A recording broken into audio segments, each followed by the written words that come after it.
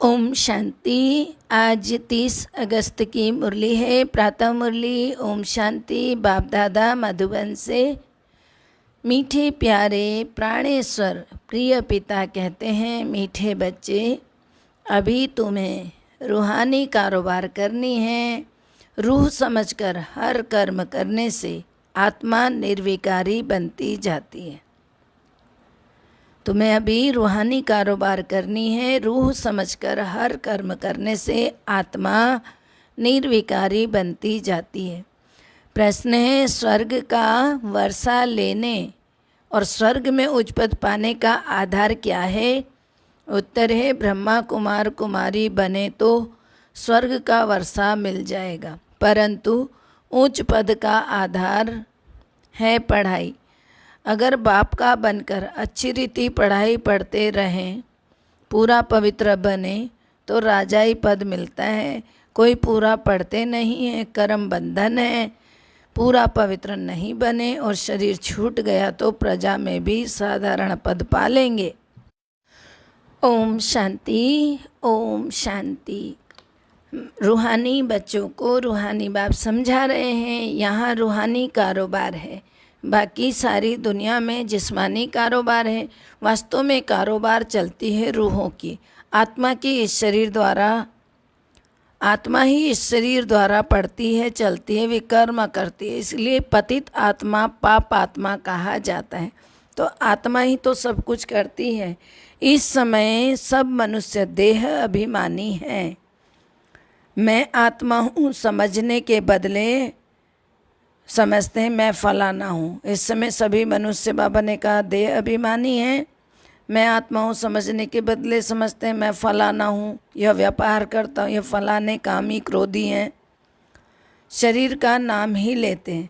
इसको कहा जाता है देह अभिमानी दुनिया, उतरती कला की दुनिया। सत्युग में ऐसे नहीं होता है। वहाँ तो देखो देही अभिमानी होते हैं सब। तुमको देही अभिमानी इसीलिए बनाया जाता है। अपने को आत्मा निश्चय करो, मैं आत्मा यह शरीर रूपी चोला धारण करके पाठ बजाती हूँ।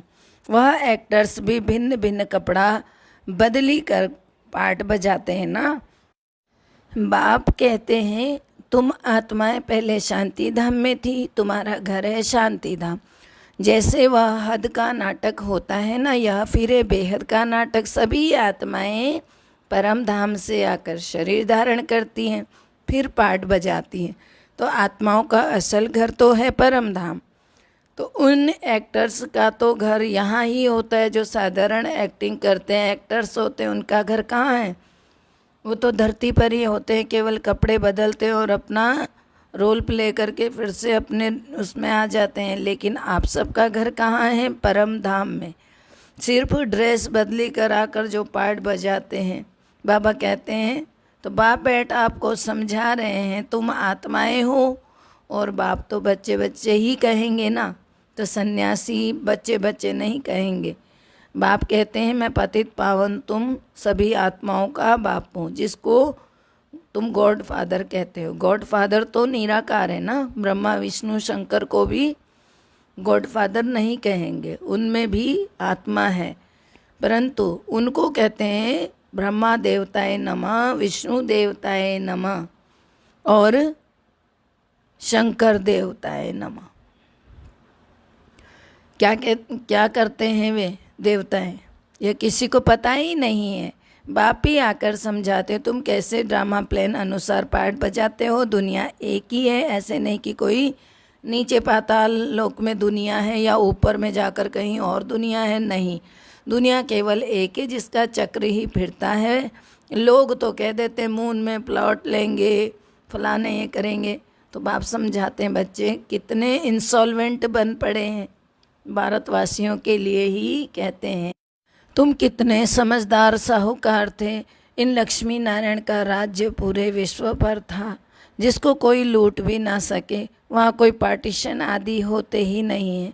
यहाँ तो देखो कितनी पार्टीशन है, आपस में टुकड़े टुकड़े हो करके लड़ते रहते हैं। तुम सारे विश्व के मालिक थे, सारा आकाश पृथ्वी समुद्र सब कुछ देखो तुम्हारा था, तुम उनके मालिक थे। अब तो देखो टुकड़े टुकड़े हो गए। यह किसको भी पता नहीं कि भारत ही विश्व का मालिक था। फिर बाप समझाते हैं आत्मा को जो पाठ मिला हुआ है ना, वह कभी भी घिसता नहीं, चलता ही रहता है। अभी तुम फिर से मनुष्य से देवता बन रहे हो, फिर 84 जन्म लेंगे, तुम्हारा पाठ चलता ही रहता है, कभी बंद नहीं होता है। कोई मोक्ष आदि बातें नहीं हैं। जितने अनेक गुरु, अनेक शास्त्र, उतनी अनेक मतें होती जाती हैं। बाबा कहते हैं कि मनुष्य में कितनी अशांति है, जहाँ भी जाओ कहेंगे मन को शांति कैसे मिले। यह देह अभिमान में आकर कहते हैं ना, बाप समझाते हैं मन और बुद्धि यह है आत्मा के ऑर्गन्स, बाकी यह सब शरीर की इंद्रियां हैं। आत्मा कहती हैं मेरे मन को शांति कैसे मिले। वास्तव में यह कहना भी गलत है। तुम आत्मा हो, तुम्हारा स्वधर्म ही शांति है, तो कहाँ ढूंढ रहे हो शांति को। बाबा कहते हैं शांति तो तुम्हारा अपना स्वधर्म है, तुम्हारे ऊपर है कि तुम कैसे शांत रह सकते हो। तुम्हें अपने आप अपने अंदर की शांति को लाना है, तो तुम ऐसे समझाते हो। बाबा कहते हैं दुनिया में यह ज्ञान किसी को भी नहीं है, एक को भी नहीं है, अन्य को। वहाँ है ही भक्ति मार्ग, तो उनको ज्ञान का पता नहीं है। ज्ञान तो एक ही बाप देते हैं। बाप खुद कहते हैं मैं कल्प कल्प के संगम युग पर आता हूँ। कलयुग के अंत में सभी पतित हैं। यह है रावण राज्य, रावण को जलाते भी रहते हैं। कौन? भारतवासी ही जलाते हैं। तो रावण को कौन जलाता है? भारतवासी ही रावण को जलाते आए हैं। बाप पतित पावन का जन्म भी यहाँ ही है, जन्म अर्थात अवतरण भी यहाँ ही होता है। रावण का तो जन्म भी यहाँ है। रावण जो सबको पतित बनाते हैं, इसलिए उनको जलाते हैं। यह बातें किसी की बुद्धि में भी नहीं है। तो अभी बाबा कहते हैं कि अब भारत में कृष्ण जयंती मनाते हैं, कृष्ण की लीला भजन आदि करते रहते हैं। अब आप कहते हैं वास्तव में कृष्ण की लीला कुछ है ही नहीं। कृष्ण ने क्या किया है? जो कहते हैं कंस पुरी में जन्म लिया। अब कंस तो डेविल को कहा जाता है, कंस तो नरक को कहा जाता है। सतयुग में तो डेविल कहाँ से आया? सतयुग में नरक राक्षसी राज्य कहाँ से आया? तुम जानते हो कृष्ण की आत्मा जो सतयुग में थी, वह अपने 84वें जन्म को भोग इस समय पतित से पावन बन रही है। अब अपना पद फिर से ले रही है। वैसे ही तुम कृष्णपुरी में रहने वाले थे, 84 जन्म ले, अब फिर से अपना पद ले रहे हो। जयंती मनानी है वास्तव में शिव बाबा की, जो कि शिव बाबा सबको हेल से हेवन में ले जाते हैं, और उनकी कोई लीला है ही नहीं। कहते हैं ना कि हे पतित पावन आओ, बाप आओ, बाबा आओ, आकर हमको हेल से हेवन में ले जाओ। आप हमारे बाप हो तो हम ऐसे स्वर्ग में होने चाहिए। तो हम को यहाँ विशेष वर्ड में हम क्यों हैं? इसीलिए बाप को बुलाते हैं गॉड फादर। हमको इस दुनिया, दुख की दुनिया, इस दुख की दुनिया से लिबरेट करो, छुटकारा दिलाओ। यह भी ड्रामा में नूंद है। बाप कहते हैं इस ड्रामा को कोई जानते नहीं। शास्त्रों में देखो ड्रामा की आयु लंबी लिख दी है। नई दुनिया को पुरानी दुनिया बनाना ही है, सतो रजो तमो में आना ही है। यह है बेहद की बात। अभी तुम फिर से विश्व के मालिक बन रहे हो। भारतवासी जो कि नई दुनिया में थे, वही 84 जन्मों का पाठ बजाएंगे। अभी तुम पवित्र बनते हो, बाकी सब मनुष्य पतित हैं। तब तो पावन के आगे जाकर नमन करते हैं ना। पावन को पावन नमन क्यों करेंगे? पतित है तभी तो नमन करते हैं ना। सन्यासियों को कहते हैं पावन है, तब तो पतित मनुष्य उनके आगे नमन करते, माथा झुकाते हैं। तो कन्या पवित्र है तो सब उसके आगे भी सिर झुकाते हैं। वही कन्या शादी करके ससुर घर जाएगी तो माथा टेकती है। अभी बेहद के बाप इन बातों से ये समझा रहे हैं कि पतित और पावन में क्या फ़र्क होता है। तो बाबा कहते हैं सबको पावन बनाने के लिए बाप आए हुए हैं। इसलिए बाबा ने कहा घबराओ नहीं, मैं आया हूँ ना सबको पावन बनाने के लिए। तो वह सब है कलयुग में, तुम हो अभी संगम पर, अब तुमको पतित दुनिया में नहीं जाना है। यह है ही कल्याणकारी युग। बाप आकर सबका कल्याण करते हैं। तुम अभी कृष्ण जयंती मनाएंगे। फिर बाबा कहते हैं नहीं तो लोग समझेंगे यह तो नास्तिक है। नास्तिक वास्तव में किसे कहते हैं? नास्तिक उनको कहा जाता है जो अपने बाप को, रचना के आदि मध्य अंत को नहीं जानते हैं। इस समय सब निधन के ऑर्फन बन पड़े, घर घर में झगड़ा है, एक दो को मारने में देरी नहीं करते हैं। इसलिए इसको नास्तिकों की दुनिया कहा जाता है, आपको ना जानने वाले। आगे बाबा ने कहा तुम हो जानने वाले। अभी तुम समझते हो कि हम पत्थर बुद्धि थे, बाप हमको पारस बुद्धि बना रहे और कोई तकलीफ़ की बात ही नहीं है। बाप सिर्फ कहते हैं 1 घंटा पढ़ो, अपने को आत्मा समझ करके मुझ बाप को याद करो। तो शरीर को याद करेंगे तो लौकिक संबंधों की याद आएगी। देही अभिमानी रहेंगे तो मुझ बाप की याद रहेगी, नहीं तो लौकिक संबंध याद आएंगे। तो बाबा कहते हैं यह तो है ही विशेष दुनिया, विषय सागर में गोते खाते रहते हैं। विष्णु को क्षीर सागर में दिखाते हैं, कहते हैं वहाँ घी की नदियाँ बहती थी, घी की नदियाँ बहती थी, अर्थात इतना सुख था कि वहाँ किसी चीज़ की कमी तो थी ही नहीं, बल्कि बहुत ज़्यादा मात्रा में था। तो यहाँ तो देखो घासलेट भी नहीं मिलता, घी की तो बात दूर है। फ़र्क है ना। तो तुम बच्चों को देखो कितनी खुशी होनी चाहिए, बाप ही खिवैया है ना। फिर गाते भी हैं नैया मेरी पार लगाओ, यह सब नैयाएँ हैं, खिवैया एक बाप ही है। यह शरीर यहाँ ही छोड़ देंगे, बाकी तो आत्माओं को पार ले जाएंगे ना, कहाँ शांति धाम ले जाएंगे। फिर वहाँ से क्या करेंगे? वापस नीचे भेजेंगे सुख धाम में।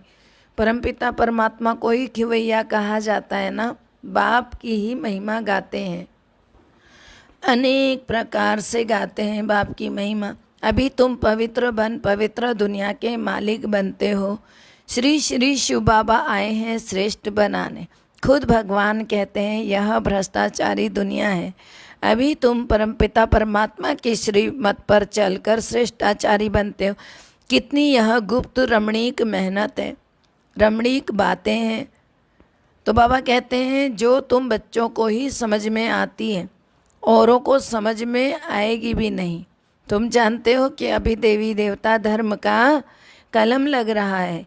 जो भी देवी देवता धर्म वाले होंगे और धर्मों में चले गए जो होंगे, वो फिर से लौटकर अपने ब्राह्मण धर्म में आकर के फिर ब्रह्मा कुमार कुमारी बनने से फिर बाबा के बन जाएंगे। अगर ब्रह्मा कुमार कुमारी बनने बिगड़ तो फिर बाप से स्वर्ग का वर्षा ले नहीं सकेंगे।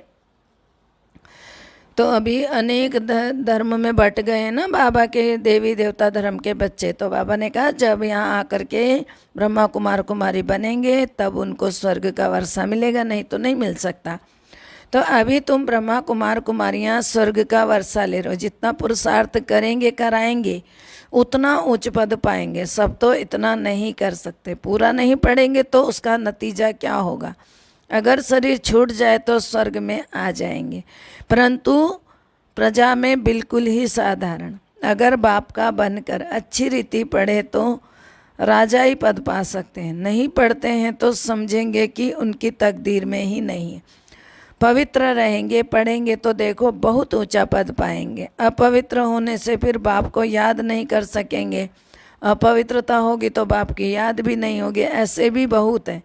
कर्म बंधन का हिसाब जब छूटे, और कैसे छूटेगा? जब बाबा को बहुत याद करेंगे। याद करते नहीं हैं इसलिए हिसाब किताब रह जाते हैं। तो गाड़ी के दोनों पहिया पवित्र होंगे तो ठीक चलेंगे। बाबा ने कहा गृहस्थ व्यवहार में रहते हुए गाड़ी के दोनों पहिए अगर पवित्र हैं तो ठीक चलेंगे, दोनों पवित्र रहेंगे तो ज्ञान चिता पर बैठ जाएंगे, नहीं तो खिटपिट होती है। कई बच्चे कहते हैं बाबा हम तो जानते हैं श्री कृष्ण सतयुग का पहला प्रिंस है, तो क्यों नहीं कुछ मनाएं? तो बाबा कहते हैं अच्छा हम कृष्ण की आत्मा को बुला भी सकते हैं, आकर खेल पाल करेंगी, रास करेंगी और क्या करेंगी। गोप गोपियाँ तो यहाँ ही होते हैं ना, वहाँ तो प्रिंस प्रिंसेस आपस में मिलते हैं तो रास करते हैं, सोने की मुरली बजाते। यह सब खेल पाल तुम पिछाड़ी में देखेंगे, यह सब पाठ चलेंगे। शुरू में दिखाया गया, फिर तुम पुरुषार्थ में लग गए, अब फिर पिछाड़ी में साक्षात्कार होना शुरू होगा। कौन कौन से किस पद को पाएंगे यह तुम जानते हो। बाप बेट यह सब राज समझाते हैं, तुमसे पूछते हैं वेदों शास्त्रों को मानते हो? बोलो हाँ, हम मानते क्यों नहीं है, मानते हैं ना। यह सब भक्ति मार्ग की सामग्री है, यह भी मालूम है। तो बाबा कहते हैं इनमें कोई ज्ञान नहीं है, ज्ञान देने वाला तो एक ही बाप है, ऐसे बताओ। सब कुछ जानते हैं, इनमें कोई ज्ञान नहीं है। ज्ञान देने वाला असली ज्ञान देता कौन है? शिव बाबा देते हैं। ज्ञान देने वाला ही शिव बाबा है। ये तो भक्ति की उतरती कला के शास्त्र हैं जितने भी हैं, हमने सब कुछ पढ़ा है, ऐसे सबको बता सकते हो। ज्ञान मिलता है तो भक्ति आप ही छूट जाती है। तो मंदिर में भी जाएंगे तो बुद्धि में रहेगा कि यह लक्ष्मी नारायण फिर अब नई दुनिया में राज्य करेंगे। फिर बाबा कहते हैं बच्चों को समझाते हैं तो दोनों तरफ तोड़ निभाना है। गृहस्थ व्यवहार में रहते हुए पवित्र बनना जरूर है। श्रीमत कहती है पूरे पवित्र बनो, पूरा वैष्णव बनो, विष्णुपुरी का राज्य लो। अच्छा, मीठे मीठे सिकिल दे बच्चों प्रति माता पिता बाप दादा का याद प्यार और गुड मॉर्निंग। रूहानी बाप की रूहानी बच्चों को नमस्ते। हम रूहानी बच्चों की रूहानी बाप दादा को दिल व जान से सिक व प्रेम से याद प्यार नमस्ते, good morning, diamond morning, Om Shanti. शुक्रिया प्यारे मीठे बाबा, दिल से शुक्रिया। धारणा के लिए मुख्य सार है, पहला है योग द्वारा कर्म बंधन का हिसाब किताब चुकतू कर पावन बनना है, ज्ञान चिता पर बैठना है, पूरा पूरा वैष्णव अर्थात पवित्र बनना है। दूसरा, अपने शांत स्वधर्म में स्थित रहना है, सबको शांति धाम की याद दिलानी है, कभी भी अशांत नहीं होना है। बाबा के वरदानी हाथ हम सब के सिर पर बाबा वरदान दे रहे हैं। नॉलेज द्वारा रावण के बहुरूपों को जानकर उसकी अट्रैक्शन से मुक्त रहने वाले हिम्मतवान भव। अर्थ है जो बच्चे नॉलेज द्वारा रावण के बहुरूपों को अच्छी तरह से जान गए हैं, उनके आगे वह नज़दीक भी नहीं आ सकता।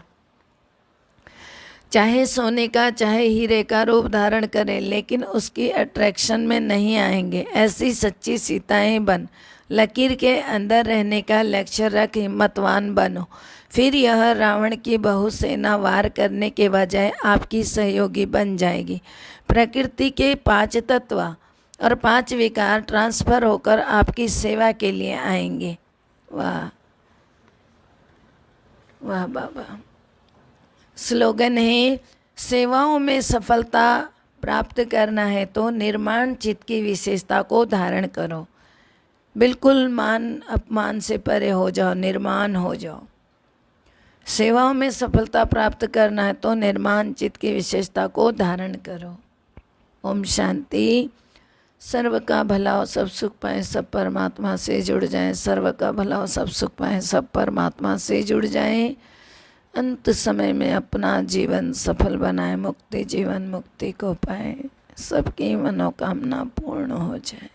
ओम शांति।